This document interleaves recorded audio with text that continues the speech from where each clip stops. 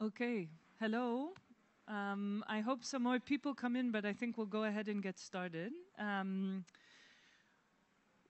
This is a panel about women's land tenure in the Arab region. So I hope you came to discuss this. There have been some other panels. We're going to dive a bit deeper into some data, some research, some trends that we see around women's land rights in the region. Donc les droits de la femme en termes de foncier dans la région. Ceci est un sujet important. Nous savons que c'est très relatif, très pertinent, mais aussi un sujet compliqué dans la région arabe. La communauté locale, nous avons eu plusieurs sessions qui ont parlé des défis, des limites, et limitations aussi, et les désavantages auxquels les femmes font face dans la région quand ils accèdent le foncier et la propriété. Et nous voyons aussi cette tension entre l'équilibre traditionnel des principes coutumières et religieuses, mais aussi les obligations étatiques pour assurer la sécurité et d'assigner les droits de tenure à la propriété. Donc nous allons creuser un peu dans ces tensions aujourd'hui pour savoir comment les droits de la femme, après la reconnaissance de la loi, dans la Constitution et dans les différents cadres, comment ils font face à une grande confrontation aux normes sociales dans les sociétés où ils vivent, ce qui limite leur accès au foncier. J'allais présenter ceci, mais nous allons rendre le dialogue ou la partie de la session une interaction après la demande de panel. Qu'est-ce que vous pensez à propos du pourcentage des femmes qui ont leur nom dans un de ces documents? Est-ce que vous avez des idées à partager? J'allais dire, vous n'avez pas besoin des deux mains pour intervenir. 30%. Ok.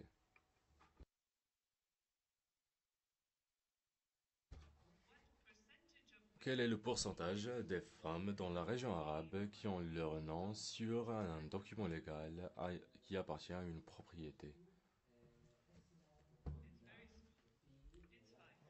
5. 5 ou plutôt estimé à être 5%.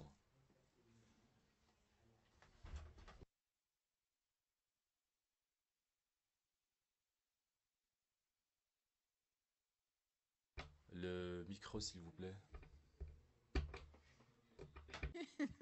This is the introduction. I'm loving it. Go ahead. J'aime bien cette introduction. La bonne chose ici, oui, d'accord, mais la région arabe, ce qu'ils ont, c'est le pourcentage le moins dans le monde. En Afrique, c'est aussi faible, mais dans le monde arabe, c'est le plus faible.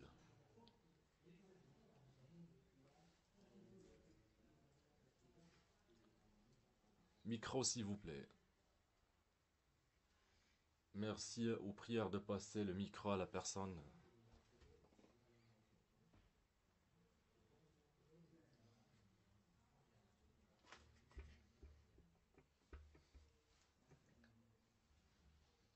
L'intervenante n'utilise pas de microphone. Est-ce que vous pouvez notifier la salle, s'il vous plaît?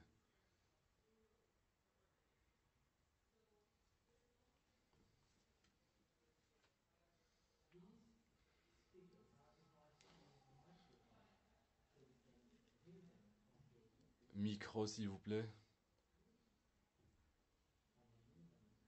La dame n'utilise pas de microphone, donc l'intervention ne peut pas être traduite. D'accord, donc ce sont les réflexions que nous voulons entendre de votre part à travers cette session. Donc les panélistes aujourd'hui vont aussi soulever, mentionner d'autres nombres. Ils vont aussi nous dire beaucoup de choses à propos des données. Nous avons plusieurs panélistes avec nous, experts, donc concernant les nombres, mais aussi des initiatives promoteuses, des opportunités de collaboration et les impacts aussi que nous voyons par conséquent de ces besoins. Donc j'aimerais passer directement à ceci, car vous êtes un public vivant. Et je voudrais vous demander, Donc, ce que Ansu a dit, donc ce que Ansu, en tant que senior expert,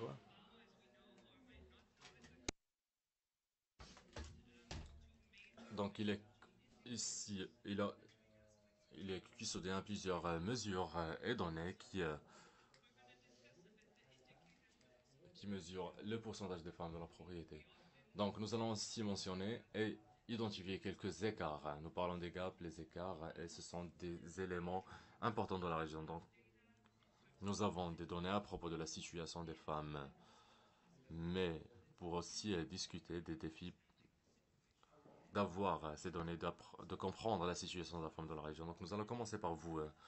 Si vous pouvez nous dire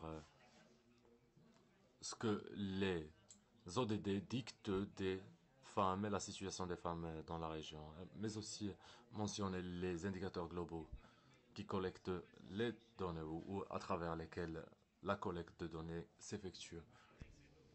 Merci beaucoup. Merci beaucoup pour avoir mis la présentation sur l'écran. Donc, je vais répondre. Mais je suis là au nom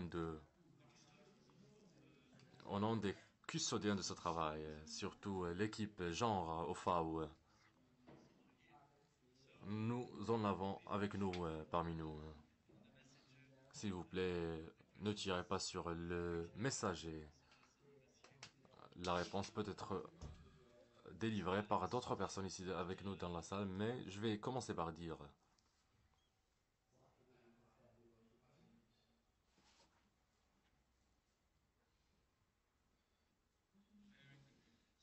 Très bien, d'accord.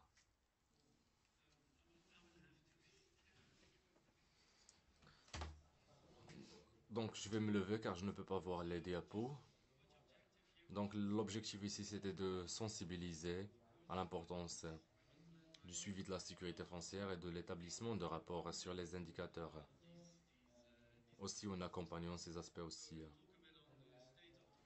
Donc nous allons parler de de la situation du rapportage sur les ODD. Nous allons nous concentrer sur la région, que dictent ces données et que sont les leçons apprises. Donc je n'ai pas passé beaucoup de temps là. L'importance des droits de la femme dans le foncier, quand nous parlons de l'agriculture, surtout pour le FAO par exemple, nous revenons toujours aux droits de la femme, à la tenue du foncier. Et nous revenons toujours aux femmes concernant ces problématiques. Donc nous allons nous concentrer sur la partie consacrée aux données. Donc le FAO est un des custodiens de ces données et nous étions heureux quand les ODD ont été négociés. 3 ODD directement liés aux fonciers ont été pris comparé à d'autres volets où le droit du foncier n'a jamais été mentionné. Donc c'est la première fois historiquement où 3 indicateurs qui font partie de l'ODD 5 et 5 et 1 et l'ODD 2, ce qui a été lié à d'autres ODD. L'ODD 5A1, 5A2 et 142. Je ne vais pas rentrer en détail, mais le 5.A est lié aux cultures et terrains agricoles, basé sur le genre aussi. Donc c'est un indicateur de pratique, le pourcentage des femmes qui contrôlent du foncier. L'indicateur 142 est plus à propos de la documentation et la tenue, là où la sécurité foncière perçue. Donc très similaire, mais si pratique et l'autre, c'est le côté judiciaire. Ou c'était plutôt l'ODD 5A. Concernant l'ODD 142, ça concerne les adultes disposant de droits fonciers sûrs, documentation et sécurité foncière perçue par sexe et type de régime foncier, non limité aux terres agricoles ou à la population. Ce que nous allons beaucoup en discuter après. Donc, où est-ce que nous sommes à propos de ces indicateurs aujourd'hui? Quand nous avons lancé au début, il y avait Pas de données à propos de ces indicateurs. Comme je l'ai dit, ils ne font pas partie des MDG.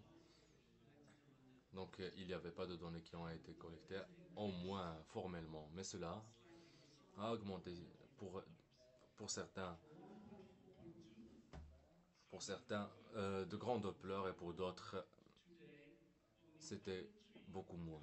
Donc aujourd'hui, nous sommes une trentaine de pays qui rapportent sur la documentation du français. Un reste du pourcentage de 20% rapport à propos des aspects sécuritaires. Donc si nous combinons tout cela en un indicateur, ça va devenir 10% de rapportage et ça reste très faible. Les nombres sont mieux pour le côté indicateur genre, celui de la pratique, 10 en 2020, 49 en 2024 et 20 autres pays à bord aujourd'hui. Donc ça veut dire 70% cette année, un tiers du pays qui rapporte cet indicateur. 5.2 c'est le côté légal. Donc environ 120 pays qui rapportent les aspects légaux. Donc ces nombres nous montrent qu'il n'y a pas beaucoup de pays qui rapportent. Mais c'est aussi stratégique, car dans le système tiers, dans le système ODD, s'il n'y a pas assez de pays qui rapportent l'ODD, il n'y aura pas assez de flux. Donc c'était la discussion et 50% du pays ne rapporte, si 50% des pays ne rapportent pas ces indicateurs vont être délaissés, ça va être tragédique.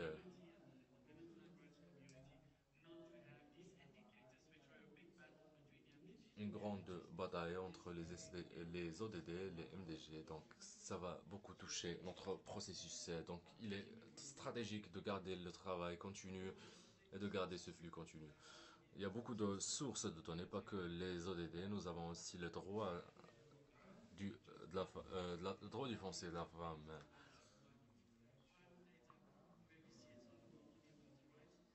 Donc ce n'est pas juste à propos le droit, mais aussi les écarts entre les femmes et les hommes et comment le climat dans ce cas peut les affecter négativement bien sûr,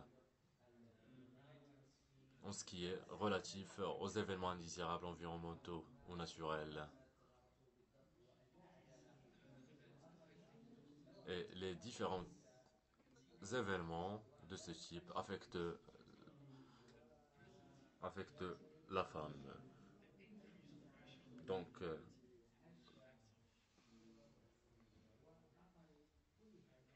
donc c'est un effet augmentant qui touche la femme durant les crises.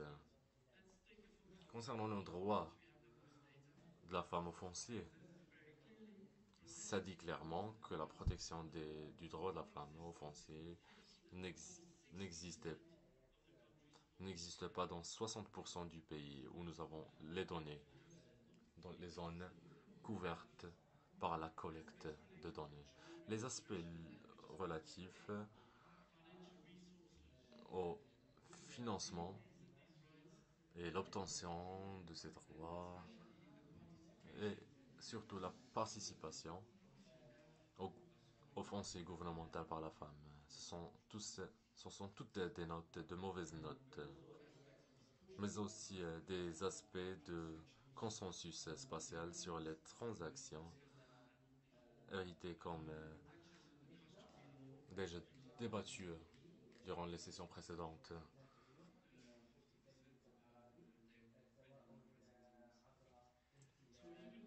Countries where there is data, the results and the Les résultats et les réflexions que vous pouvez voir restent impactés. Alors pour l'ODD 5A2, il fait part avec l'Asie du Sud. Alors il y a des données existantes.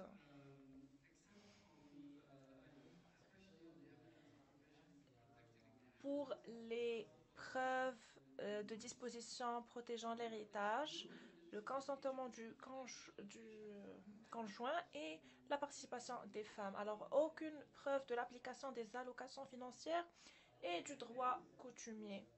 Mais il y a de la bonne ou bien des données positives, comme on avait discuté tout à l'heure. Il y a des évolutions positives dans les domaines du logement.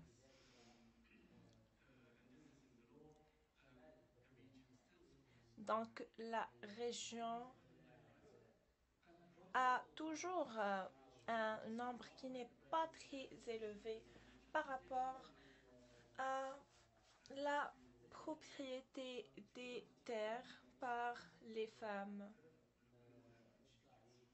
Comme vous pouvez le voir sur ces images ou ce slide. L'ODD 5A1, ça montre que à peu près la moitié des 49 pays ayant fourni des données, la part des hommes possédant des terres agricoles est au moins 2 fois supérieure à celle des femmes, comme vous pouvez le voir sur ce diagramme. Les hommes propriétaires est au moins 2 fois supérieure à celle des femmes. Et c'est à peu près le double par rapport aux femmes. Alors, ce sont des données globales, comme vous pouvez le voir. Pour l'ODD 5AA, à l'exception de la Mauritanie, aucune région n'a reporté aucune donnée pour la région, à l'exception de la Mauritanie.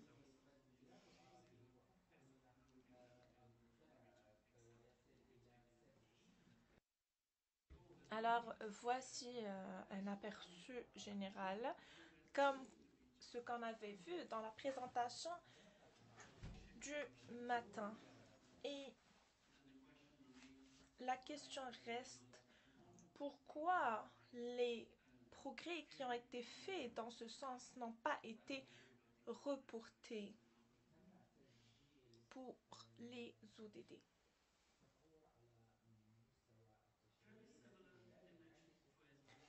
Et aussi des mêmes images pour ODD 1.4.2. Je vais vous montrer les résultats de ces données. Le nombre des pays est quand même pas très avancé. Et bien sûr, à l'exception de la Mauritanie, aucune donnée n'a été donnée pour la région.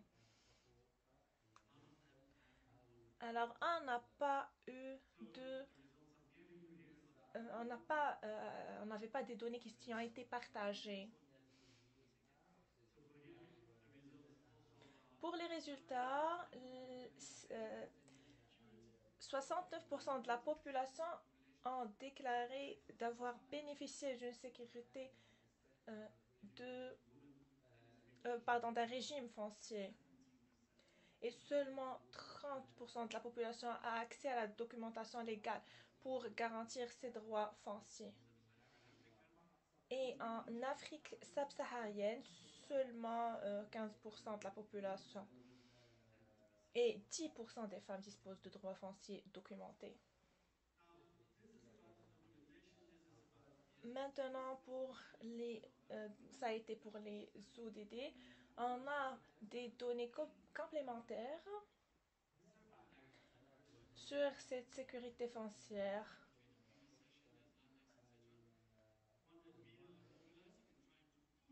Et on a essayé de voir comment on peut travailler sur ce système d'ODD.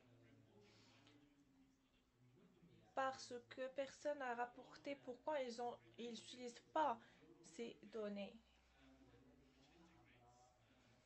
Alors, Prix.Dunks, il donne une idée générale aux perceptions à travers des questions de comment les les gens utilisent ces terrains. Et ça montre que 37% ont déclaré que ils sont, ils sont un peu de retrait de comment ils peuvent utiliser ces droits. Alors les femmes, ça ne veut pas dire que les femmes n'ont pas les mêmes documentations, mais la perception d'insécurité est globale. Pour la région, dans la région MENA, les femmes se sentent notamment et durablement plus en sécurité, notamment en cas de divorce. Et le graphe montre que, au contraire, au résultat global, où il n'y a pas de lacunes spécifiques, il y a quand même des lacunes. Comme vous pouvez le voir entre l'orange qui est clair et l'orange un peu foncé sur ces images.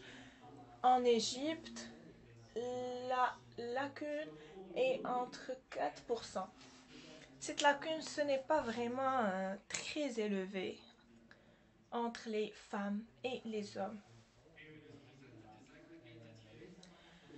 Pour l'insécurité foncière en cas de divorce et de décès du conjoint, on a en Afrique, comme vous pouvez le voir, et en Moyen-Orient, ça revient entre 10 à 20% qui sont,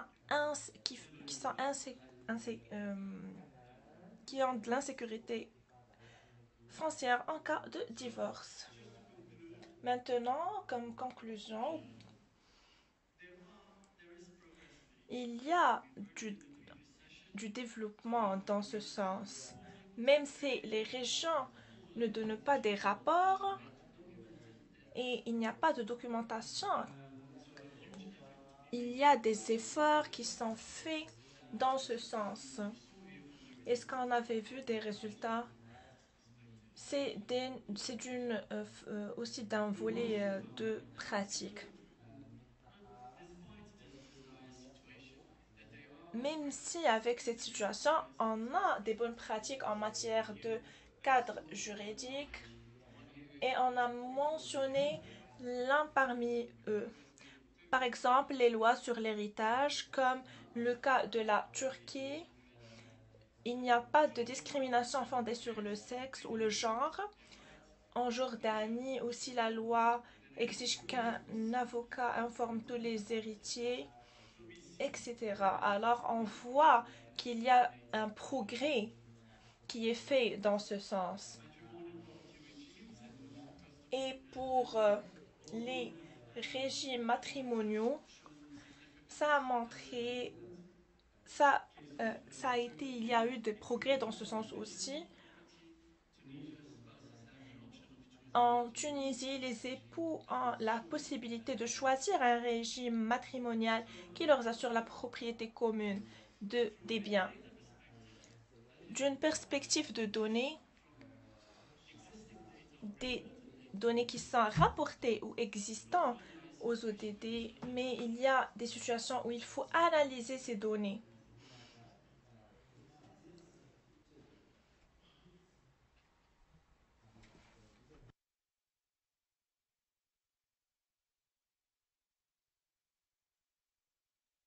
Merci.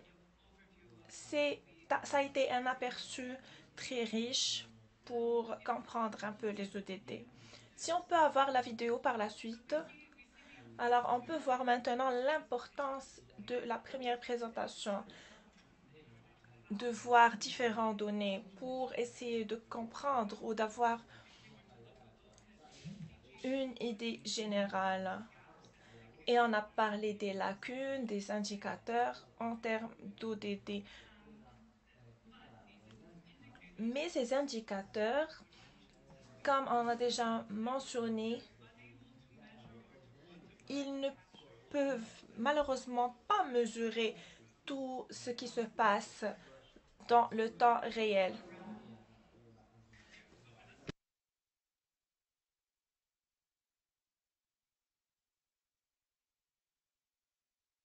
Maintenant, on va voir une vidéo parce que notre collègue a été impacté par la situation politique et ne pouvait pas être là parmi nous.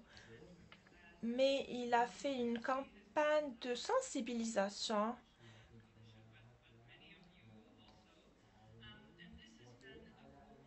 et ça a été une campagne globale pour organiser les acteurs et de renforcer les capacités aussi pour avoir une visibilité pour des droits des femmes.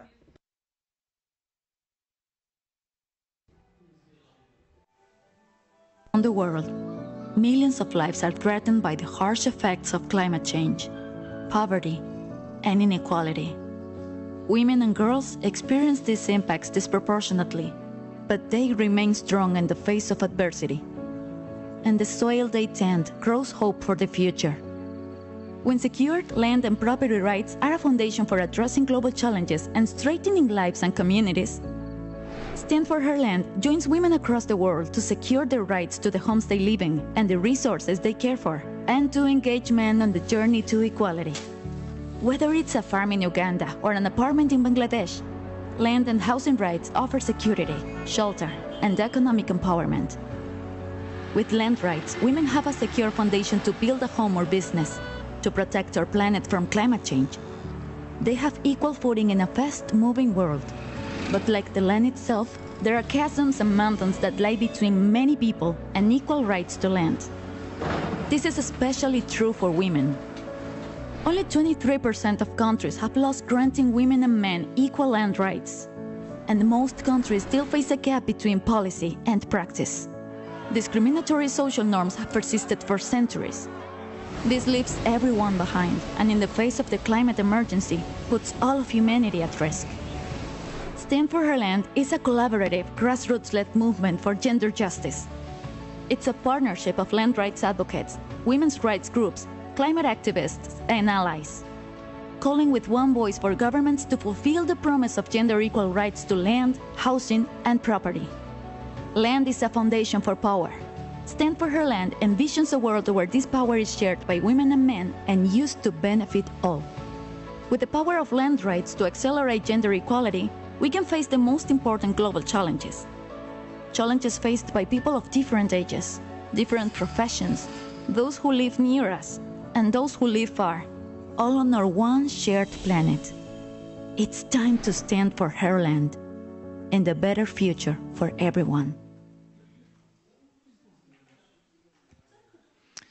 Thank you for that. And we have not Landesa here, but Chad Mustafa. Merci. Nous avons avec nous Chad Mustafa, qui est le coordinateur régional de la région MENA pour la coalition internationale du foncier. Chad va nous parler de notre travail ici, mais aussi avec l'Andesa en travaillant à Ouganda, une expérience très importante où elle a travaillé acharnement pour contrôler son foncier et atteindre la tenue de son foncier.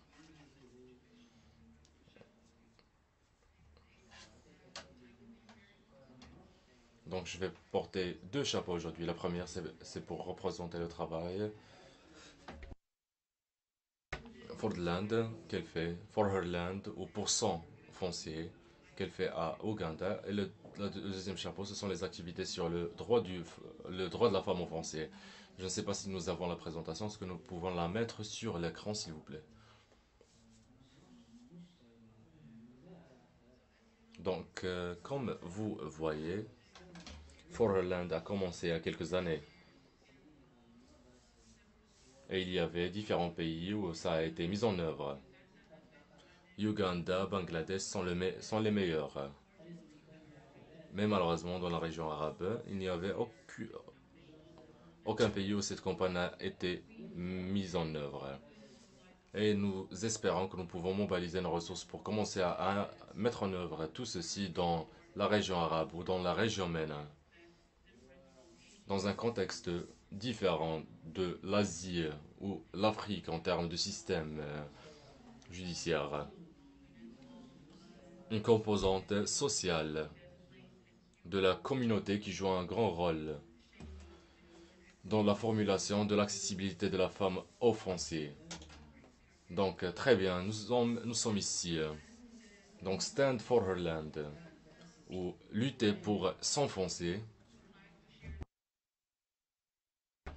Donc, nous aimerions partager avec vous les expériences qu'ils ont eues sur le terrain quand ils ont essayé de mettre en œuvre la campagne et aussi interagir avec les gens. La raison pour laquelle nous commençons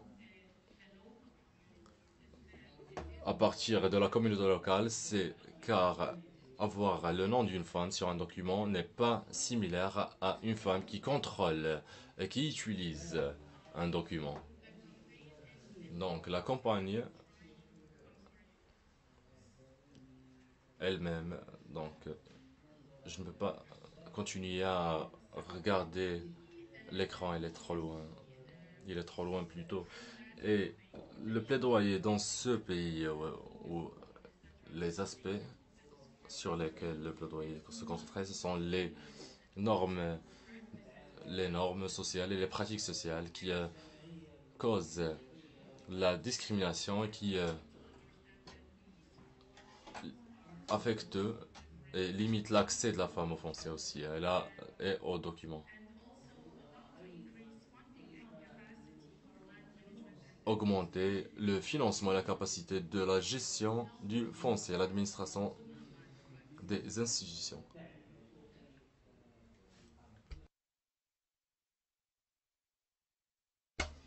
Donc les problématiques qui concernent le plaidoyer. Bien sûr, les problématiques sont continues. Donc les problématiques continues qui ont besoin d'être ajustées ou changées dans le long terme, c'est le fait de renforcer les connaissances judiciaires dans les cadres régulatoires et judiciaires, le renforcement de la justice foncière pour la femme, et aussi renforcer la participation, la voix et la dépendance des femmes sur le terrain ou dans les régions.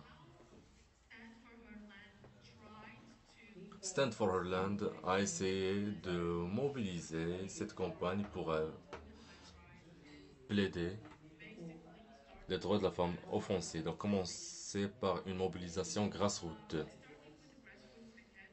Donc il y avait les académiciens qui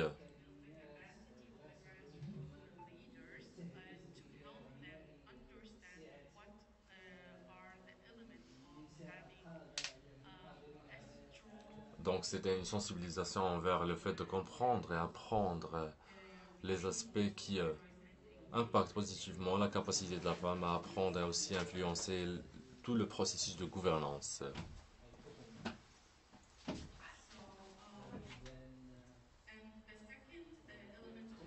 Et le deuxième élément de la campagne, c'est l'usage de la communauté.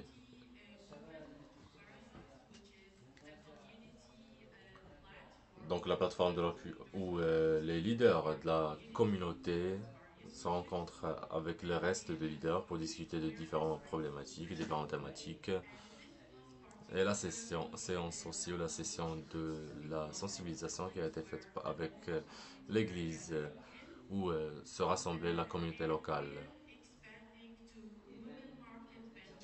Après s'étendre aux étudiants de l'université.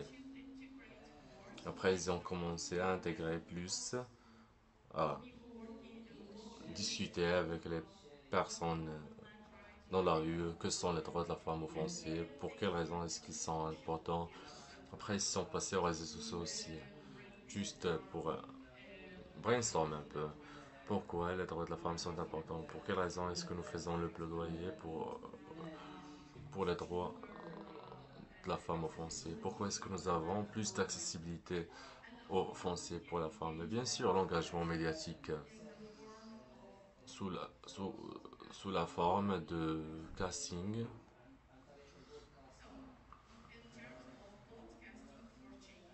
Donc, castings pour le changement, ou des podcasts pour le changement, qui répètent et articulent et réitèrent que la documentation des normes culturelles spécifiques sur le terrain, le contrôle propre à la propriété, le fait de se rassembler avec ou le fait de créer un streamline, une ligne de streaming de tous ces idées, ces dialogues avec les femmes et les hommes de la communauté. Donc tout ceci a mené à créer un mouvement de lobbying et aussi la facilitation des consultations. Donc cela a commencé par le fait de travailler avec les femmes parlementaires et l'association de la facilitation qui harmonise les lois de mariage à l'Ouganda. Et grâce à tous ces efforts, la loi a été passée au Parlement l'année dernière. Et cette semaine, en parlant maintenant, Stand for Land présentera cela au Parlement.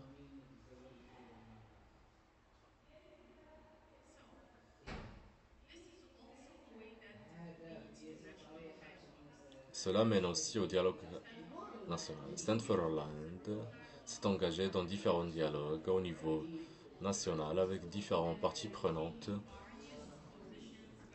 dans différentes positions gouvernementales, société civile, académique, recherche, pour discuter de façon collaborative à propos de quelques thématiques pour trouver des solutions pour la femme dans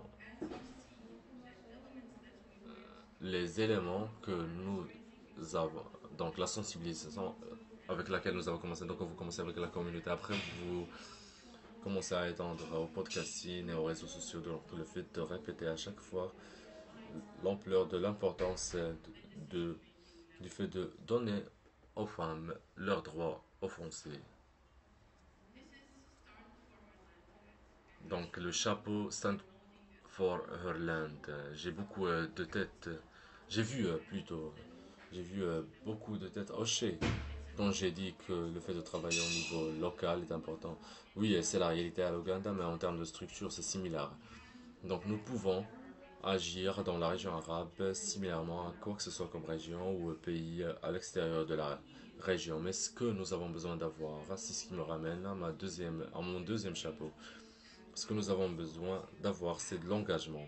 J'aimerais bien avoir cet engagement après avoir commencé différentes initiatives, différents plaidoyers.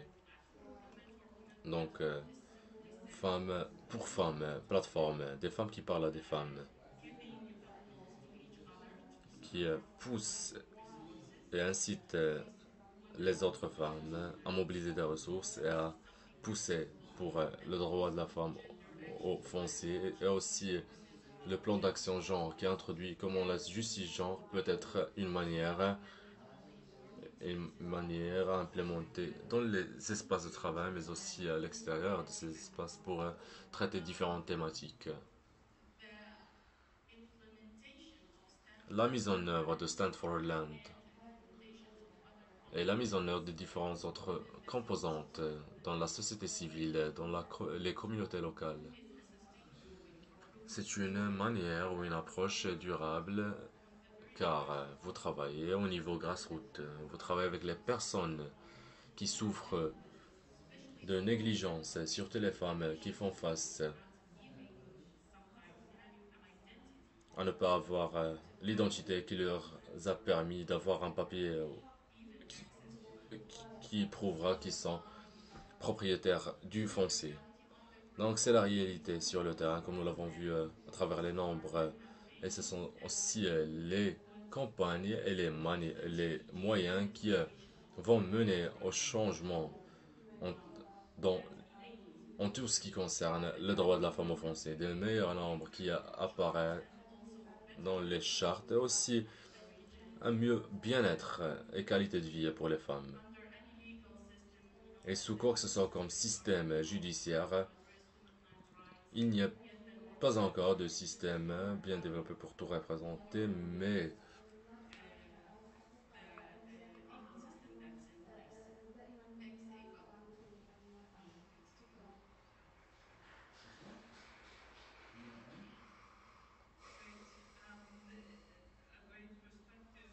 Merci beaucoup. Une très bonne perspective en termes de les organisations que les communautés mènent, les écarts de participation que nous avons vu refléter dans l'indicateur judiciaire et l'adresser directement à travers leur propre initiative.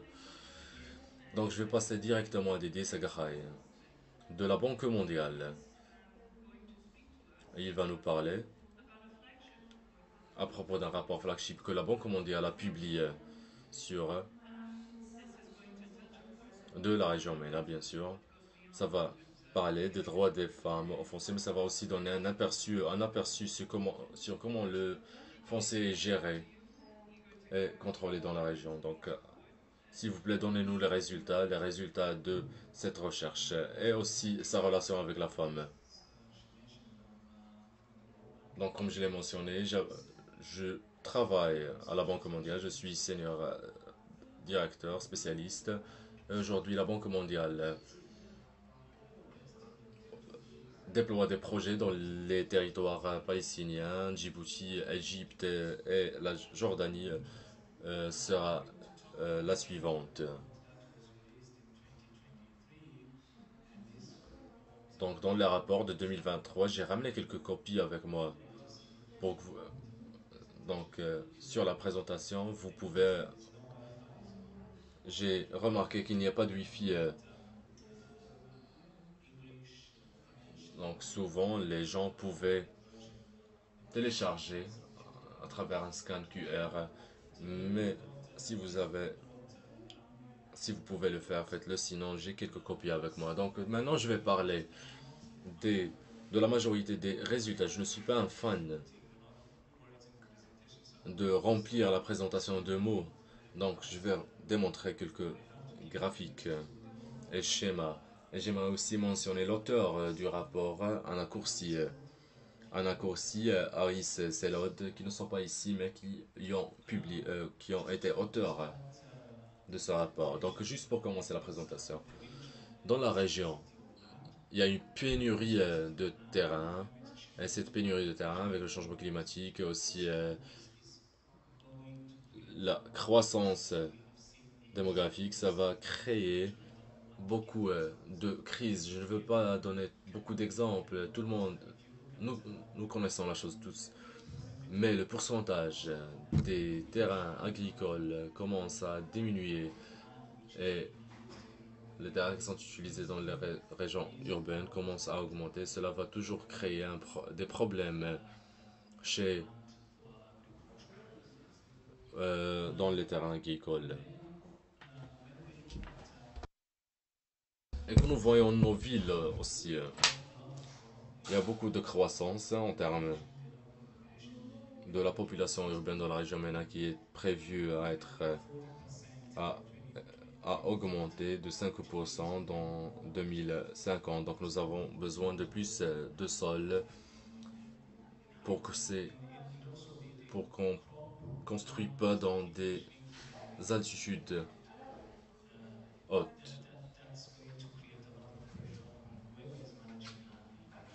Et cela va créer beaucoup de problèmes pour les personnes qui gèrent le foncier dans ces zones. Il y a aussi d'autres problèmes que nous avons vus dans ce rapport. Les entreprises ou les sociétés, la manière dont ils accèdent le foncier. Pour être entreprise et pouvoir avoir la capacité d'accéder au foncier, vous devez avoir des connexions avec les personnes politiques. Et je vais vous dire pour quelle raison. Donc, quand vous comparez tout ceci au reste de la région et surtout la région MENA qui a fait face à beaucoup de ces problèmes. Donc, dans la région, donc dans quelques places, il y a des lois qui sont déjà obsolètes et les systèmes de foncier complexes. Parmi ces systèmes, par exemple, nous avons des procédures qui sont très compliquées. Et je peux vous donner un exemple, par exemple, l'Égypte où nous essayons de mettre en œuvre un projet sur la gestion de propriété. Hier, mon collègue Hussein parlait de comment ces processus sont compliqués. Le coût de l'enregistrement du foncier qui est aussi élevé. Un nombre élevé aujourd'hui concernant les banlieues aussi. Les banlieues à travers la région.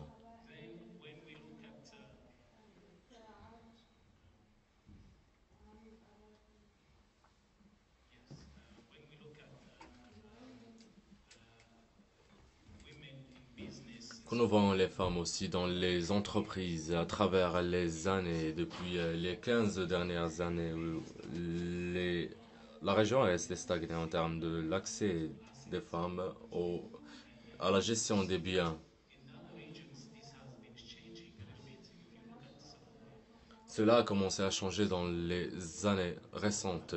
Dans l'Afrique subsaharienne, il y a plus une augmentation a eu lieu en termes de l'accès des femmes au foncier. Une chose importante à voir, c'est comment cette compagnie Stand for Her Land peut améliorer la chose. Les femmes sont sujets de craindre perdre leur foncier dans la région. C'est beaucoup plus élevé comparé au reste du monde. Et nous voyons aussi beaucoup de différences entre pays en termes de ce qui se déroule. Il y a aussi une autre chose que je voulais souligner, c'est que parfois,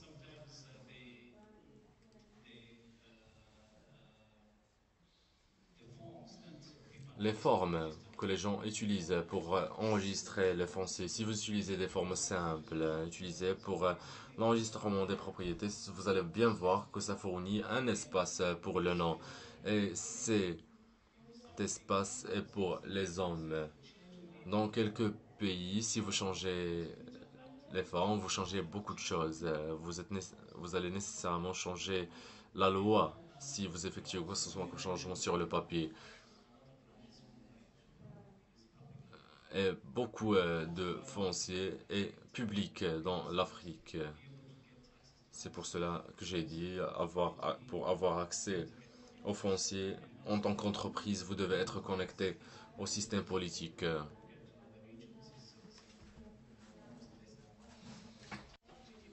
Et les recettes de l'impôt foncier sont un peu élevées. Alors, il y a des pays qui ont le système de taxation ou les recettes de l'impôt foncier qui est comme je l'ai déjà mentionné. Pour la corruption, on a la corruption de partout dans le monde, comme vous le savez, surtout dans la région. Et c'est ce qu'on voulait voir dans ce rapport. Alors maintenant, quelles sont quelques implications politiques? Alors, beaucoup de personnes ont déjà mentionné tous ces facteurs. Par exemple, les institutions, parce qu'on a différentes institutions dans chaque pays qui font partie de cette gestion foncière. Avoir un système digital, parce qu'on a les pays du Golfe, par exemple, qui ont un système digital qui est très bien et performant et beaucoup plus mieux que d'autres pays. Et les propriétés de génération, la valeur de revenus aussi. Donc, cette gestion foncière peut différer. Pour les terrains d'agriculture, c'est quelque chose qu'il faut aussi voir et prendre en considération. Alors, on a l'agriculture qui est intelligente et les pratiques agricoles qui sont durables. Pour avoir ce contrôle de ces terrains d'une façon ou d'une autre. Je vais essayer d'être beaucoup plus rapide. Je veux qu'on se focalise sur ce slide, de repenser les politiques spatiales, surtout les taxes foncières vacantes. Alors, beaucoup des terrains sont des terrains qui sont publics. Exemple, le point de l'héritage.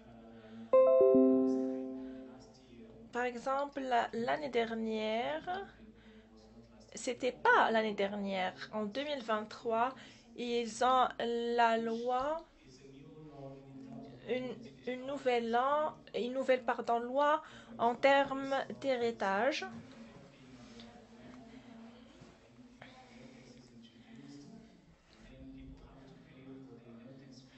Qui dicte qu'il faut payer pour les droits d'héritage et c'est fait en cours.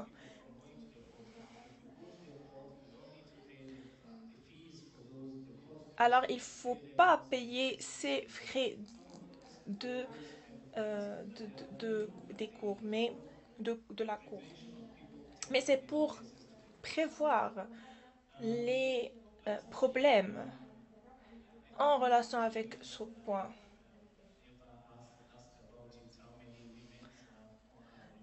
Sinon, pour combien de femmes qui ont des terres ou qui sont propriétés de terres, c'est 5%, juste seulement 5% des femmes possèdent des terres ou des biens immobiliers. La région MENA est parmi les plus bas du monde. Mais en même temps, on a le marché du travail, on a des femmes dans le marché du travail dans ces pays. Alors c'est un peu contradictoire. Pourquoi ne pas avoir les femmes dans les documentations et ayant des terrains et ils sont propriétaires de terrains? Je voulais aussi parler du classement d'indicateurs d'actifs du rapport femmes de la Banque mondiale. Et je voulais toujours plaider des droits des femmes dans le foncier parce que ce sont nos mamans et nos femmes. Alors il faut vraiment essayer de défendre leurs droits pour avoir l'accès au terrain et à l'immobilier aussi.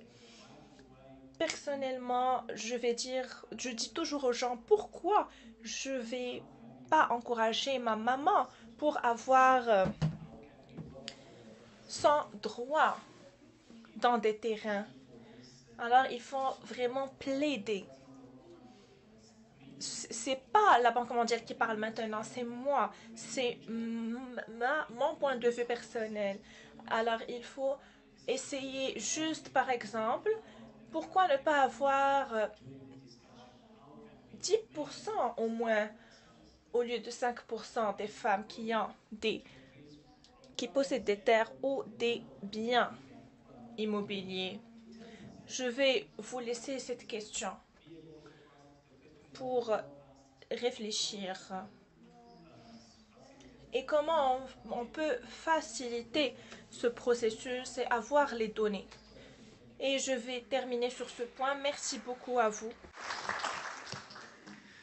Thank you, Didier. Great presentation. Merci pour votre présentation pertinente. On aura notre première discussion et notre séance Q&A, questions-réponses. On aura une autre présentation et après, on va revenir vers les questions et réponses.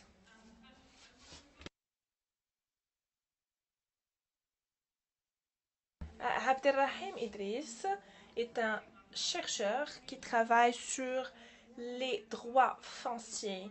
Il va nous parler des normes et traditions et comment ils impactent ces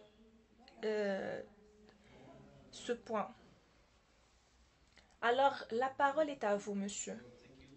Merci. Ma présentation va être en arabe. Bonjour tout le monde.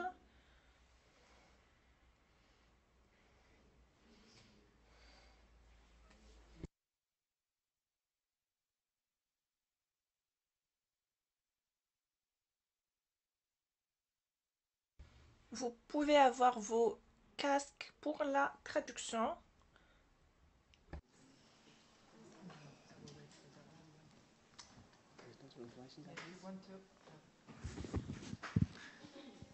Quickly grab a headset if you need interpretation, but I think you can go ahead. There are a few of us.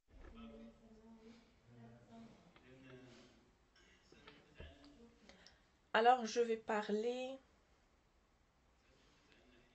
Ma présentation va être sur la protection des droits de femmes à accéder à les terres dans la région arabe à la lumière des objectifs de développement durable. Je vais un peu parler des questions légales, des droits.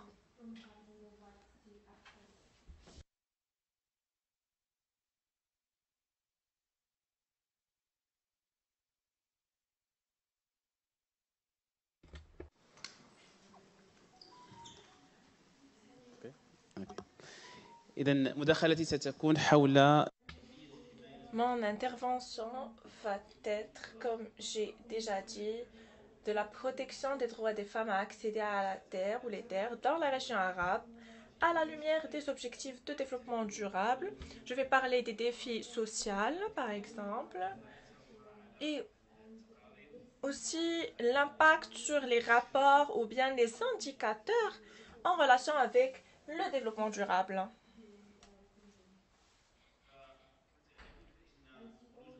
Comme vous savez, l'accès des femmes aux terres est confronté à des défis majeurs dans la région arabe. D'autres intervenants ont déjà parlé un peu de la situation et qui reflète les raisons ou bien les indicateurs, parce que ces indicateurs interprètent juste la situation. Alors pourquoi on a cette situation? De nombreuses raisons empêchent les femmes d'avoir accès à la terre, notamment des raisons culturelles, sociales, politiques, juridiques et économiques. Et les objectifs de développement durable visent à assurer un accès équitable à la terre. Mais ça reste des problèmes qui empêchent les femmes d'accéder à toutes ces terres. Alors, quels sont les moyens de surmonter ces problèmes et comment obtenir la justice dans l'accès des femmes à la terre?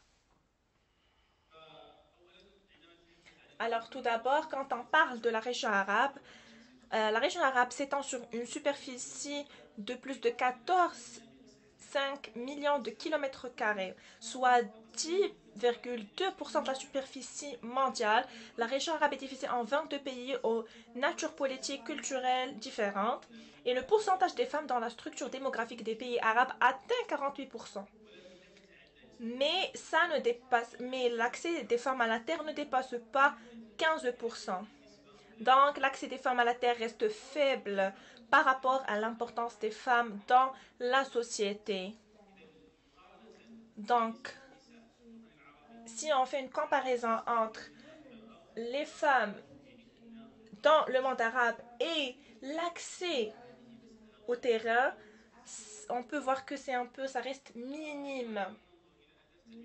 Pour les objectifs de développement durable, on a pour les objectifs 1 et 5 lutter contre la pauvreté et à parvenir à l'égalité des sexes ou l'égalité de genre grâce à l'accès des femmes à la terre.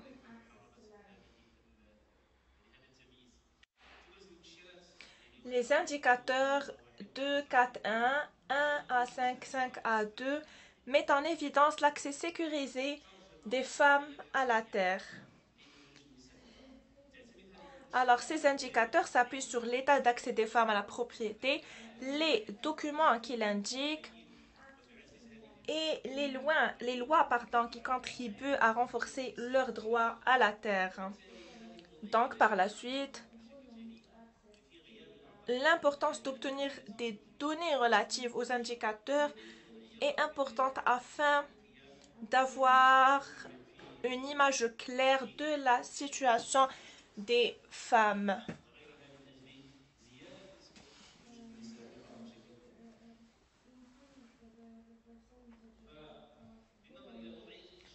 Maintenant, pour les états des indicateurs dans la région arabe, les intervenants ont déjà parlé des données. Alors, il y a un manque de données relatives aux indicateurs dans les pays arabes. Et l'absence de ces données est due à deux raisons principales. Il y a une absence d'une méthodologie, comme André a déjà mentionné. Il y a parfois juste un seul pays qui rapporte ce qui a été dit. Alors, on a l'absence d'une méthodologie statistique officiellement approuvée pour la collecte et la publication des données selon la structure des indicateurs. Et par la suite,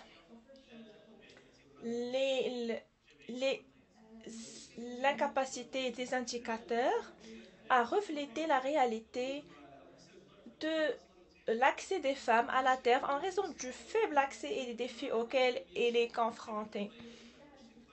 Alors, soit on a les indicateurs qui n'ont pas été collectés d'une façon bonne, donc il faut dire que les indicateurs reflètent juste la réalité des femmes ou leur situation.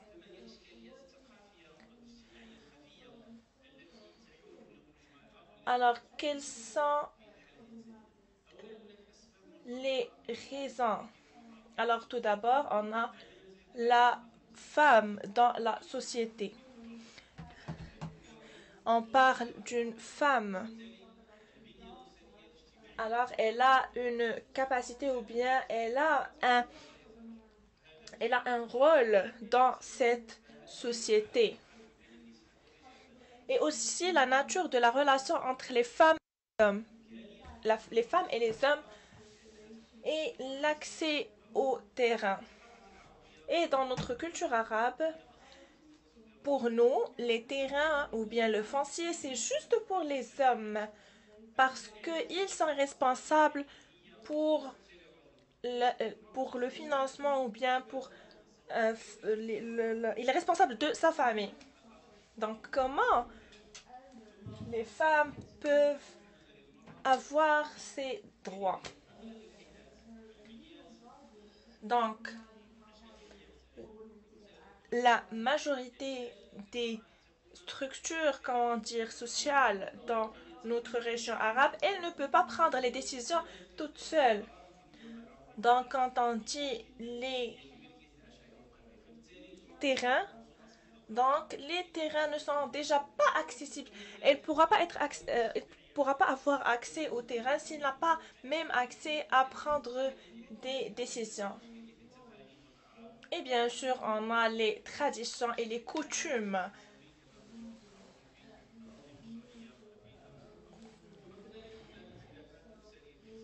Et on a les problèmes familiaux qui sont d'une bonne raison les problèmes en relation avec les terrains. Si la femme a ou n'a pas de terrain.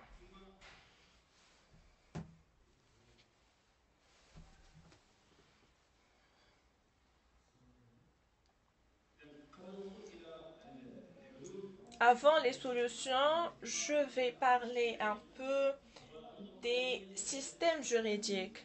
Il existe de nombreuses raisons d'ordre juridique qui empêchent les femmes d'accéder à la terre parce qu'il y a plusieurs types de lois régissant l'accès à la terre. Parce que la majorité des terrains sont des terrains de l'État. Alors, comment elle peut avoir accès à ces terrains qui sont déjà des terrains possédés par l'État. Et bien sûr, certaines lois discriminent entre les hommes et les femmes dans l'accès à la terre. Je ne généralise pas, juste pour quelques pays. Des réformes ont été faites dans ce sens, mais ça n'a pas été, bien sûr, généralisé. Il y a aussi un conflit entre exigences légales et coutumières dans le domaine de l'accès à la terre. Comme vous savez, les coutumes ou bien dictent ce qu'il faut ou ce qu'il ne faut pas être. Et la protection juridiquement obligatoire de la possession par des titres de propriété. Parfois, des femmes ont des terrains, mais juste, ce n'est pas du concret, ce n'est pas avec des documents. Et le problème de la documentation, de la possession et des transactions commerciales autour des terres. Parfois, on a les femmes qui donnent l'accès à leurs frères pour profiter des terrains. Et le manque de connaissances des femmes sur les exigences légales régissant le secteur foncier. On a fait des études de cas dans ce contexte et on a vu que la majorité des femmes ont des problèmes en termes de sensibilisation. Alors, ils ne savent pas qu'ils ont des lois qui leur protègent et protègent leurs droits pour l'accès au terrain ou aux terres. Donc, il y a un manque de sensibilisation. Donc, c'est très important. Pour quelques solutions possibles,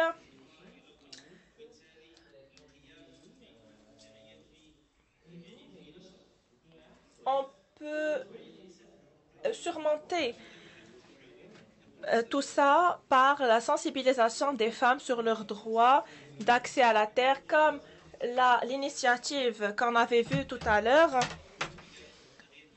Donc, tout d'abord, il faut commencer par la sensibilisation des femmes et développer les programmes de formation pour les femmes sur les lois foncières. On a eu une initiative déjà au Maroc. On a fait des formations aux femmes dans le contexte des terrains. Élaborer les programmes et les projets permettant aux femmes d'accéder à la terre et d'obtenir des documents de propriété. Soutenir aussi l'implication des femmes dans les instances de décision liées aux fonciers.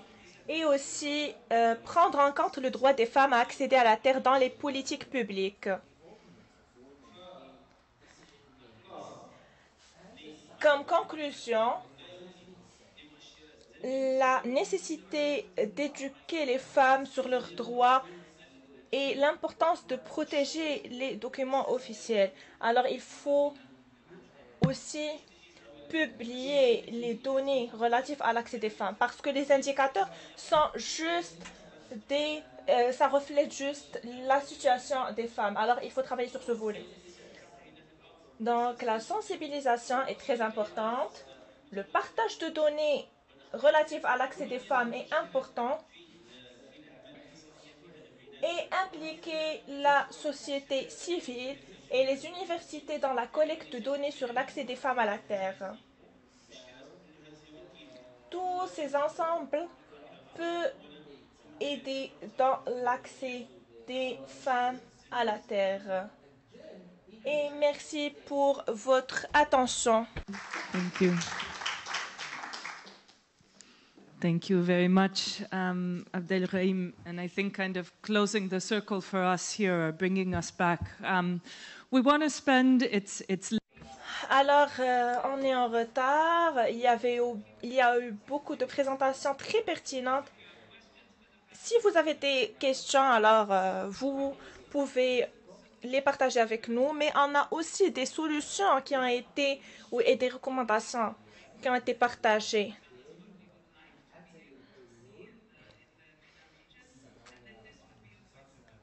Et ça va être aussi un point de départ, tout ce qu'on avait partagé maintenant.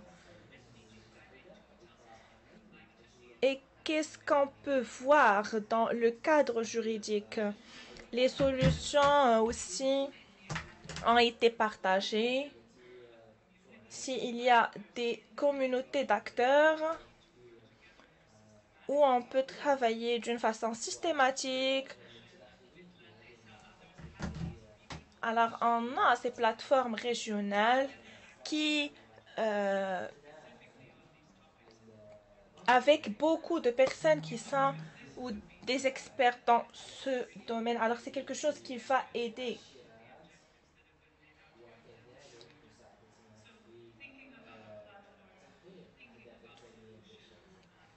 Alors, pensez à des solutions, pensez à des recommandations.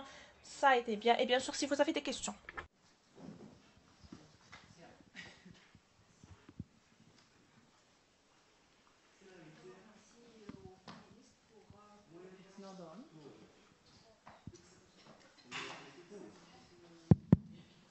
Maybe we switch. Excuse me, can we?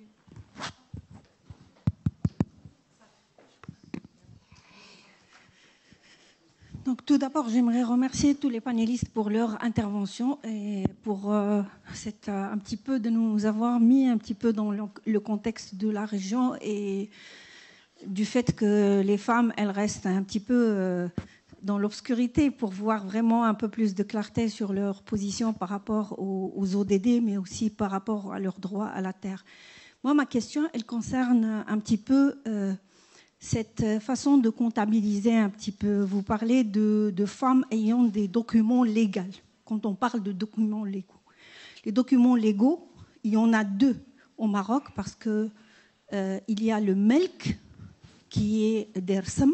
Ce sont des documents légaux reconnus et connus au Maroc dans la tradition musulmane. Et puis, il y a aussi l'immatriculation foncière. Donc, est-ce qu'on parle du titre foncier selon l'immatriculation ou bien est-ce qu'on parle de tout autre document légal? Donc, par exemple, dans les régions, la plus grande assiette foncière aujourd'hui au Maroc, c'est les terres collectives. Et les terres collectives, les personnes, les ayants droit, ils n'ont pas droit à un document. Disons, ils sont sur des listes d'ayants droit, mais ils n'ont pas de document spécifique pour dire vous avez droit à l'accès à la terre.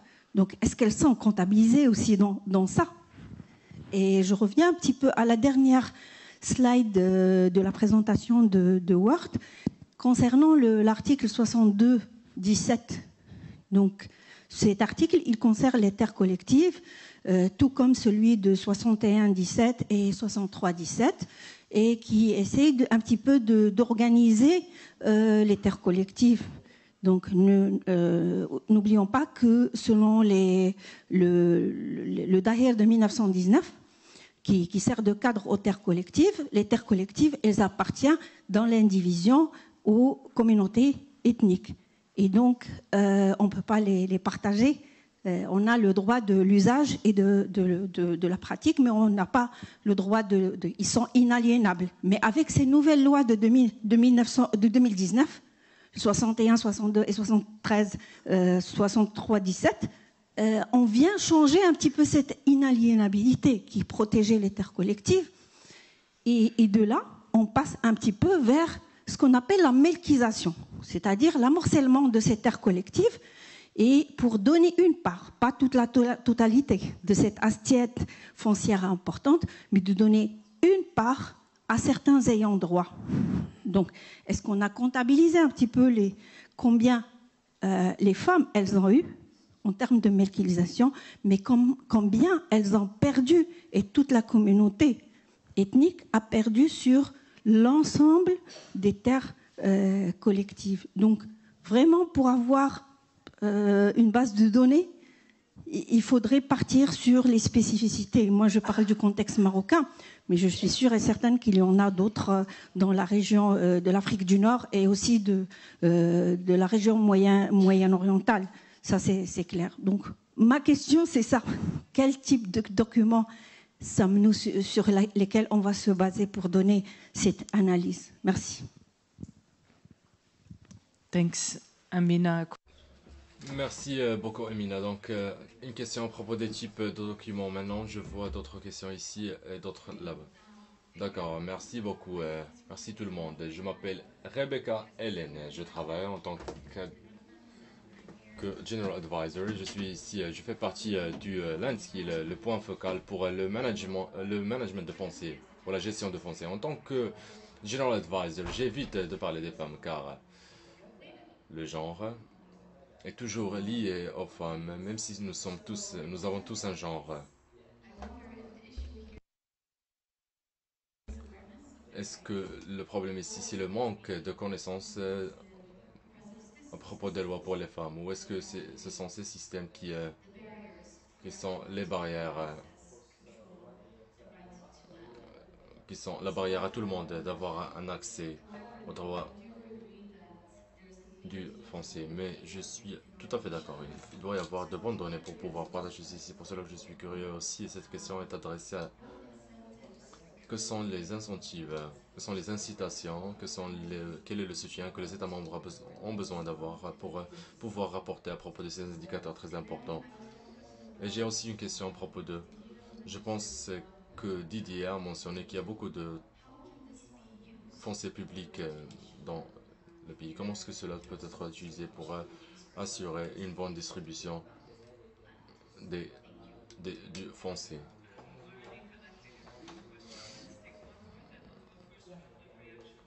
Nous avons déjà collecté quelques questions. Après, nous allons continuer. Je remercie les présentateurs. Je suis Innocent Antoine Ruedi de Youth Initiative Holland in Africa. J'ai deux questions. La première, d'abord, c'est un peu une contribution parce que nous avons entendu un peu l'insuffisance des données, l'indisponibilité des données. D'accord. Et deuxième chose, en fait, la chose que j'ai aussi entendue, il y a une question d'harmonisation du format de collecte de données dans la région arabe. Je pense que Idraïs a parlé de ça. Alors, la question est que, alors, en tant que panéliste, qu'est-ce que vous prévoyez pour harmoniser? Parce que tant que ce n'est pas harmonisé, les données sont diversifiées suivant différentes variables et finalement, ça ne permet pas d'analyser pour avoir des données de qualité qu'il faut. Donc, moi, je pense que est-ce qu'il n'est pas bon d'avoir une plateforme multi-acteurs pour harmoniser ces points de vue et aussi faciliter la collecte des données dans la région arabe et dans la région MENA. Deuxième question, il y a une question que je regarde un peu. Je ne sais pas si vous vous intéressez beaucoup plus aux données qui est liée à l'entrepreneuriat des femmes. Parce qu'en réalité, ce que nous faisons, c'est un peu du plaidoyer. Mais aujourd'hui, le débat a dépassé la question de plaidoyer. Parce que quand on parle de plaidoyer, ça fait appel à la politique. Donc, quand on va sur les questions pratiques, comme l'entrepreneuriat des femmes, c'est beaucoup plus pratique, et on montre l'intérêt de la femme dans la communauté. Et à partir de ce moment, ça facilite le dégainement donc des chefs de communauté, ça facilite ça facilite un peu la libération des coutumes, ça facilite un certain nombre de choses pour permettre à ce que les autorités à divers niveaux commencent à comprendre que l'histoire a changé, le narratif a changé. Donc je voudrais faire le pont entre l'intérêt sur les terres, la propriété sur les terres, et pour finir, l'accès. Donc, si vous pouvez essayer de faire ce pont, je crois qu'on va pouvoir trouver une solution pour changer les narratives. Merci. Thank you. And actually, I think Je pense que nous allons les prendre tous et après nous allons avoir un peu de temps pour les réactions. Donc, est-ce que vous pouvez être bref, s'il vous plaît? Après, nous allons passer aux réactions. Du réseau de l'hébergement et le foncier, donc particulièrement concernant l'usage du format qui est accessible. L'accès à quoi que ce soit comme droit sans liberté d'opinion est inutile. J'ai une question pour Dédé concernant la crainte la crainte de perte de foncier. Les femmes et les hommes ont 20%, ont le même pourcentage de 20% en termes de crainte de perte de foncier, similaire au cas de la Palestine et l'Israël. Abdelrahim, donc si vous pouvez, si je peux demander, dans la pratique islamique, surtout en Asie, est-ce que je peux poser la question en anglais?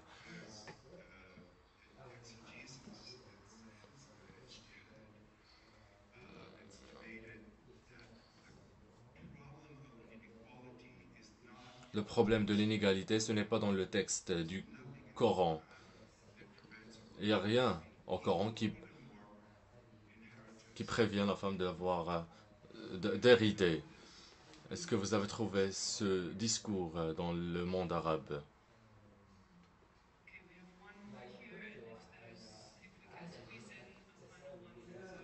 Donc nous avons une autre question ici, si nous pouvons le faire rapidement. Je pense que nous pouvons commencer à résumer. Nous voyons quelques exemples des défis et les types de documents, la manière dont on capture le foncier, dans la manière dont c'est enregistré. Merci. Tout d'abord, merci beaucoup pour vos présentations. La première question, c'était comment encourager les pays à participer dans la collecte de données. Deuxième question, après avoir tous ces données, que sont vos moyens pour convaincre les pays à changer leur politique, surtout pour les femmes, et aussi inclure les femmes dans les processus de prise de décision. Une autre question ici.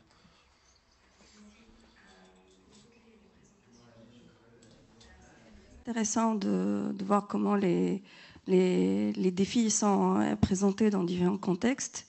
Et ça nous ramène aussi à la difficulté de prendre les différences de contexte entre les différents pays. On a vu comment les normes aussi sociales et culturelles, comment ils interviennent dans l'accès des femmes au foncier, aussi le contrôle.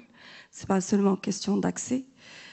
Ma question sur la disponibilité de données, je donne par exemple le cas du Maroc, même s'il ne figure pas dans les pays qui donnent une base de données complète pour justement renseigner les indicateurs des ODT.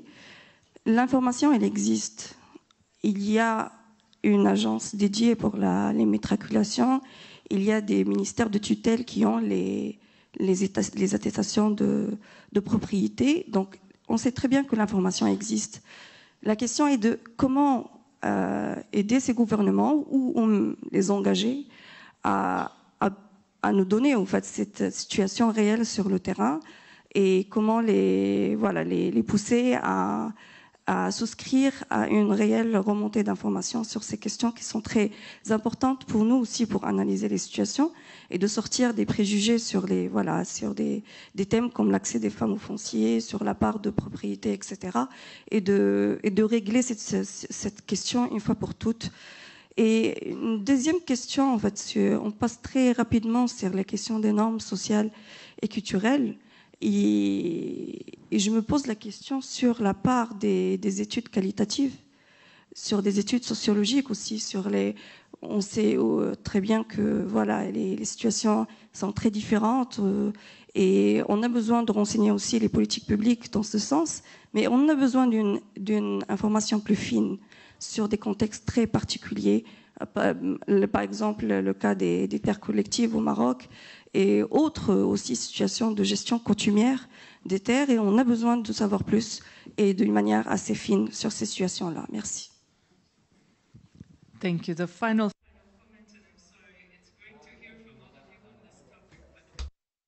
Donc le dernier commentaire. Merci bien. Nous savons que la loi est au-dessus de tout le monde. Mais le problème, comme Dr Abdelrahim a dit, les coutumes et ce qui empêche la femme de ne pas avoir accès.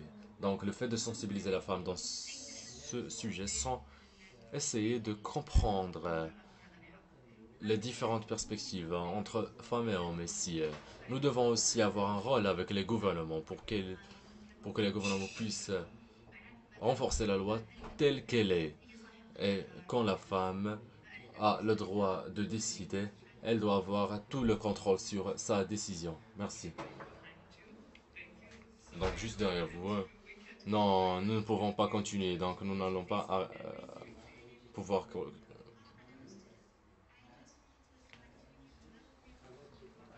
Bonjour, je suis étudiant et je voulais donner une petite remarque. Un problème culturel plus que religieux ici. Car j'ai mené quelques études et je pense qu'il y a 4 cas où la femme hérite moins d'un homme. Et moins de 10 cas où elle hérite similairement à l'homme ou moins. Donc c'est une question de tabou. Il y a des de stéréotypes. La femme est toujours où on demande toujours à la femme pour quelle raison est-ce que vous voulez ce foncier, pour quelle raison est-ce que vous allez utiliser cette propriété par exemple. Mais ce n'est pas une question adressée à l'homme similairement. Donc c'est une culture. Le fait, donc c'est problématique en fait. Donc il y a beaucoup de thématiques importantes ici, donc nous allons passer à travers le panel et vous pouvez bien sûr répondre à ce que vous voyez intéressant, la question des normes culturelles, comment ça joue un rôle, comment ça reflète et comment aussi inciter et soutenir la collecte de données et le rôle de la société civile, comment elle peut jouer un rôle aussi et d'autres choses. Les entrepreneurs, femmes, etc. Donc, est-ce que je peux commencer par vous, monsieur Didier? Merci beaucoup. Donc, de très bonnes questions et de bonnes discussions. J'aimerais commencer par ce que Amina a dit. Je ne suis pas très familiarisé concernant le contexte marocain, mais à propos des données et le type de documentation dont nous parlons ici, c'est les deux. Soit le registre foncier ou ceux reconnus par le cadre judiciaire. Donc la question que vous avez posée, les terrains communs ou les terrains collectifs, ça va rester commun, mais les gens vont avoir de la documentation de leurs usages, soit femmes ou hommes, dans ces zones, dans ces fonciers communs. L'usage peut être documenté aussi.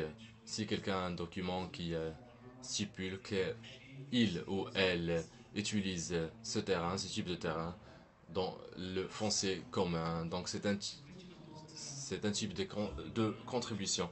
Le foncier public aussi, ce qui a été posé, qu'est-ce qui peut être fait?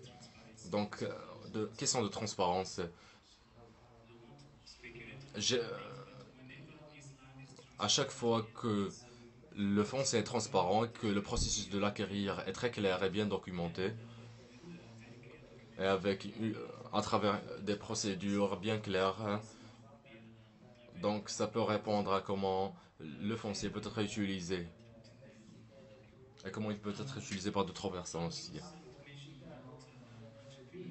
Concernant l'entrepreneuriat, dans ma présentation, j'ai mentionné que dans la région, nous avons plus de femmes éduquées comparé à d'autres régions, mais nous avons moins qui sont employées. Ils n'ont même pas accès à la documentation de ce qu'ils ont, donc. Et ça peut être fait pour accéder. Donc nous devons toujours lier l'entrepreneuriat au leadership. Et nous devons aussi parler de la promotion de la femme. Le foncier est une composante, mais il y a beaucoup de choses. Donc la dernière question de Joseph. Le problème avec Israël Durant la présentation, nous avons bien réalisé que le nombre que nous avons utilisé dans le Plindex de 2020, nous avons eu la présentation, il y avait des nombres plus récents.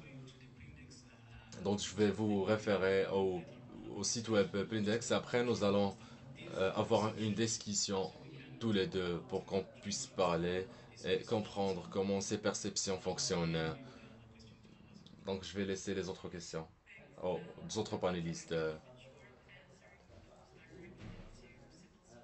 Donc concernant la société civile, concernant la sensibilisation au niveau local, pour répondre à la question de la Jordanie, la sensibilisation ne cible pas que les femmes. Vous devez cibler les hommes pour qu'ils puissent comprendre pourquoi est-ce que nous devons donner l'accessibilité aux Français et aux femmes.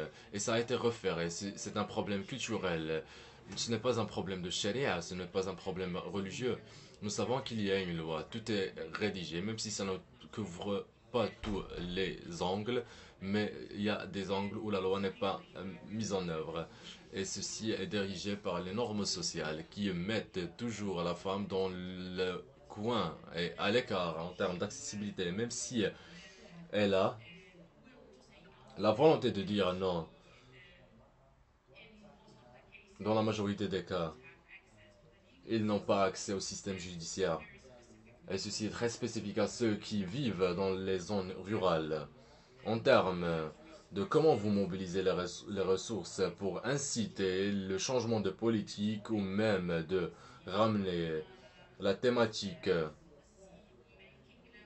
au niveau de prise de décision, de façonnage de politique, ce sont des approches grassroots où vous utilisez des données complémentaires collectées au niveau local pour promouvoir l'usage de ces données pour changer quelques réalités sur le terrain.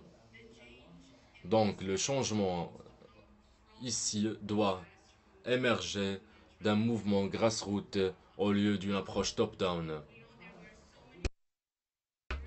Nous savons qu'il y a beaucoup de bonnes pratiques dans la région, mais malheureusement les normes sociales bloquent ces pratiques en termes du système judiciaire. Merci. Je pense que je vais passer maintenant le micro au panéliste prochain.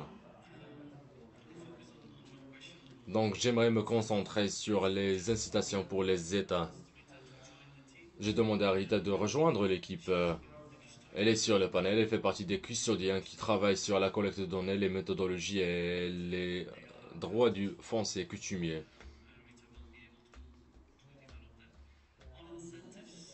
Concernant les incitations du gouvernement et les autres acteurs pour faire la collecte de données, de délivrer de données, c'est une bataille pour nous tous, de la perspective de la société civile, mais aussi de la perspective des Nations Unies et aussi les États membres des Nations Unies. Donc je vais vous donner 5 moyens de comment nous essayons d'inciter les pays et les pousser. Nous n'avons pas la légitimité de faire ceci, d'obliger aux données de rapporter. Les ODD sont volontaires. Les processus de rapportage en termes des ODD sont... Mais il y a d'autres moyens que nous pouvons utiliser pour développer et pour pousser les pays à rapporter encore plus. Tout d'abord, démontrer le besoin. C'est ce que nous faisons ici. Des formes qui démontrent la pénurie de rapportage, la pénurie de données. Donc, pour rendre le besoin visible, pour inciter les pays à le faire. Ce que Chad a mentionné aussi, et ce que Eva travaille ou fait actuellement. Toutes ces sources de données, les Prendix 1 par exemple, mais il y en a d'autres à différents niveaux, global par exemple. Mais dans la présentation précédente, il y avait l'Observatoire marocain du foncier et le genre. Comment mobiliser toutes ces sources de données complémentaires pour donner de la visibilité au pays que ces données existent, pour aussi les alimenter et les pousser au processus de rapportage. Le problème ici, c'est que les pays vont reconnaître ces sources de données. Ils vont dire oui, bien sûr, ils existent. Mais ils vont aussi trouver d'autres excuses. est-ce qu'il y ait des biais, qui a été le créateur de ces sources, etc., qui a rassemblé ces données, etc. Donc les pays doivent comprendre, appréhender et reconnaître et aussi refléter.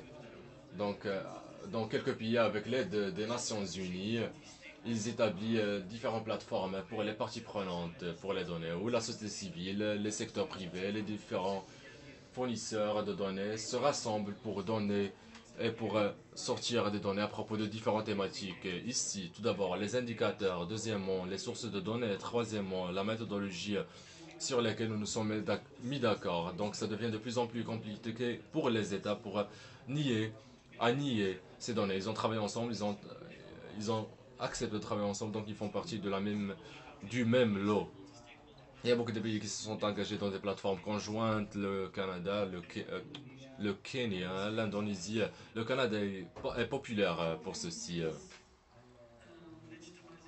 Le fait de légitimiser des sources de données similaires dans d'autres cadres et permettre à ces cadres dans le panel UNCCD et le UNCBD, où nous avons démontré l'alignement entre les MDG, les ODD, le fait de rapporter dans ces plateformes, c'est obligatoire. C'est obligatoire. Donc, c'est les ensembles de données, si les indicateurs sont alignés. Donc là, bien sûr, dans cette site, c'est obligatoire dans un cadre. Par conséquent, il le sera aussi dans l'autre cadre. Et nous avons beaucoup de travail restant à faire. Nous créons aussi et nous pensons aussi à comment développer ce que je nommerais des formes d'engagement. Un exemple, c'est l'agenda global où nous y faisons partie parmi nous, et on a ceux qui y font partie des plateformes multi-parties prenantes au niveau global qui rassemblent les pays pour s'engager encore plus envers le foncier en général, mais aussi envers le rapportage en particulier. Un événement que je vais mentionner, c'est qu'en 2026, la conférence internationale sur les réformes sur le foncier, où les pays vont se rassembler pour similaire à un COP, où ils vont démontrer leur engagement vers le foncier et le rapportage, ce qui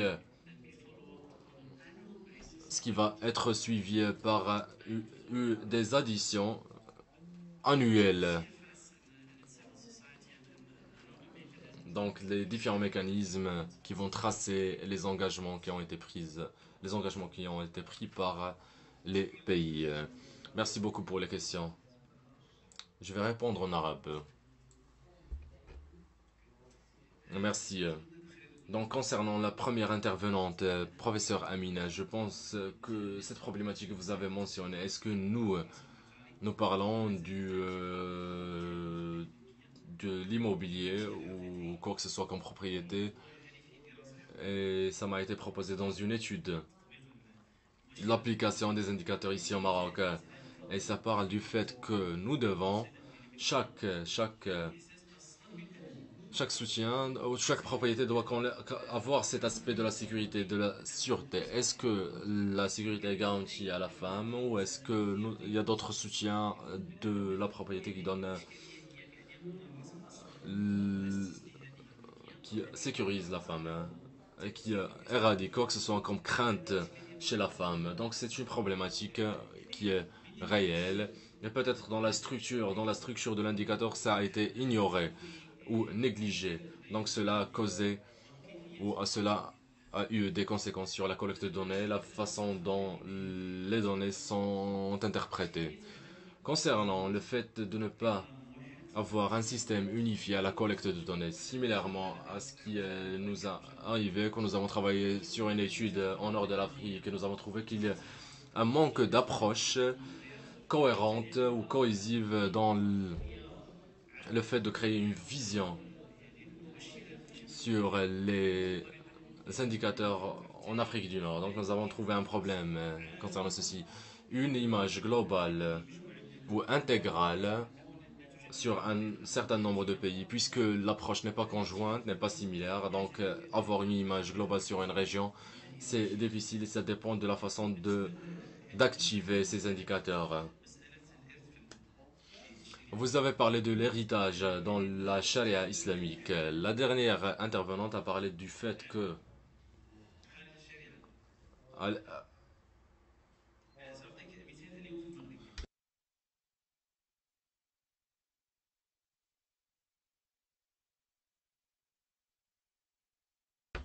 donc la charia islamique donne le droit à la femme d'accéder au foncier, mais les normes coutumières ou sociales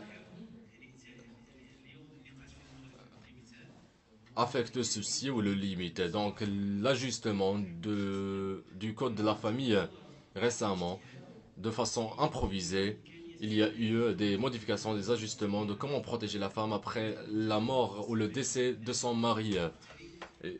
Donc c'est une diligence, c'est une manière de protection de la femme, même si la charia islamique permet de séparer la famille, ou séparer le foyer plutôt. Mais, contrairement à ceci, la diligence permet de garder le foyer, ou la jurisprudence. Donc, et le fait d'hériter avant la mort de la personne aussi. Donc les filles peuvent avoir le foncier, y accéder, même avant la phase post-décès du parent. Donc une protection préliminaire, précoce ou anticipative à la situation difficile pour la femme. Est-ce que la femme décide de rester dans l'abri de la famille, ou est-ce que la femme voudrait accéder au foncier et les conflits qui vont être concédés? Donc je vais parler rapidement de la problématique concernant les données et leur ampleur et effet dans la prise de décision. Dans le manque de données, aujourd'hui il y a un manque de données dans la région MENA arabe. Dans le manque de ces données, nous ne pouvons pas savoir si les politiques qui ont été mises en place ont un impact positif ou négatif sur l'accès de la femme au foncier et sa protection. Et dans le manque de ces données, nous n'allons pas avoir la plateforme ou l'espace nécessaire et adéquat pour analyser et évaluer ces données. Donc pour évaluer une politique ou pour créer une politique, nous devons avoir les données nécessaires pour qu'on puisse penser à la chose. Et je pense que j'ai encerclé toutes les questions qui m'ont été adressées. Et Dr Latif a peut-être parlé du fait de l'obligation du partage de données. Dans l'étude que nous avons menée en Afrique du Nord, nous avons trouvé que les données qui respectent l'approche genre, qui n'existent même pas dans les sites web officiels ou dans les données officielles, nous n'avons pas pu jusqu'à ce jour de produire des données qui prennent en considération le côté de la particularité chez la femme en termes d'accès au foncier ou au terrain agricole ou autre. Peut-être la route reste longue pour arriver à ces données, mais la conscience et l'émergence de quoi que ce soit comme changement. Et merci. Yes, of course. I'll be very quick. Oui, bien sûr. Je vais être rapide. Alors, était posée en français par rapport à la reconnaissance formelle des droits coutumiers des femmes à la terre. Et ça, c'est un aspect qu'on mesure à travers l'indicateur 5A2 des ODD. C'est le proxy E, qui est uniquement applicable aux pays qui reconnaissent formellement, que ce soit dans leur constitution ou dans les lois foncières, l'existence de lois, de normes coutumières, ou bien l'existence d'un système foncier coutumier. Et donc le Maroc a en fait une très bonne pratique, et d'ailleurs le Maroc est en train de collecter les données pour présenter son rapport sur l'ODD 5A2. Donc il va bientôt faire partie des pays de la région qui ont déjà présenté le rapport. On en a déjà 11 et c'est pas rien. Et donc ce proxy E, qu'est-ce qu'on regarde? On regarde déjà donc la reconnaissance formelle du système de droit coutumier ou de la tenure coutumière, et on va regarder s'il y a une protection des droits des femmes dans le cadre de ce système coutumier. Et le Maroc l'a fait à travers cette loi qui a été adoptée en 2019, et la reconnaissance formelle des droits des femmes sous la Liette à justement pouvoir... Alors je sais que c'est pas... Évidemment, c'est une première étape, mais c'est très important, parce qu'on a une formalisation de ces droits coutumiers et surtout une protection des droits des femmes dans ce cadre coutumier. Donc nous, on le présente en tant que bonne pratique, et c'est d'ailleurs ce qui a valu au Maroc donc un proxy. Donc les proxys, c'est ces 6 proxys juridiques qui permettent de mesurer l'indicateur, et ça fait partie des bonnes pratiques qui sont encouragées par la méthodologie 5A2. Et un dernier point, I'll switch to English. Je voulais répondre à quelques questions de comment on peut encourager les personnes. Alors,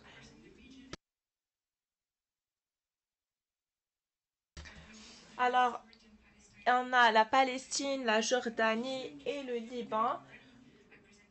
Ils ont présenté le rapport avec le support technique et comme objectif d'aider les parties prenantes pour essayer d'avoir les données d'une façon qui peuvent les évaluer. Et on a 2 collègues avec nous de la Mauritanie qui peuvent par la suite en parler. Parce qu'on a une plateforme avec beaucoup de données qui est présente. Alors merci à vous. Okay. We're going to have to end. This was fantastic. Ça a été vraiment fantastique. Merci pour vous, à vous et à vous toutes.